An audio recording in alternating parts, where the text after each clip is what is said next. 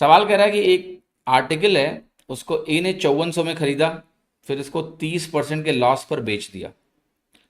फिर जो अमाउंट उसको मिला उससे उसने क्या किया, दूसरा आर्टिकल खरीदा और इसको 60% के गेन पर बेच दिया।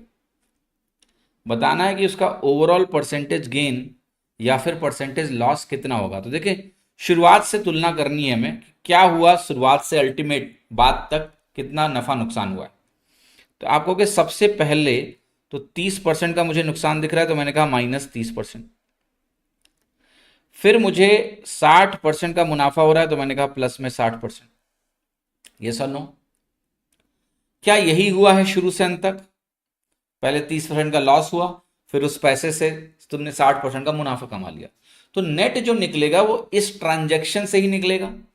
क्या मुझे -30 और 60 का क्यूमुलेटिव परसेंटेज कैलकुलेट करना है? कैसे करोगे?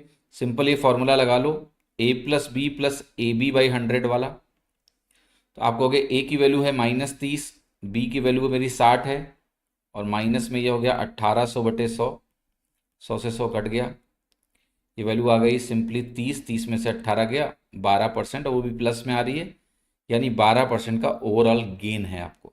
इस तरीके से सवाल हल हो जाएगा। यहाँ पर शुरू में जो वैल्यू 5400 दी है, इसका कोई इस्तेमाल नहीं है इस क्वेश्चन को करने का। ठीक है, आपको नेट परसेंटेज वैल्यू निकालनी है, सक्सेसिव से निकल जाएगी कि 12% का आपको गेन होगा यहाँ पर।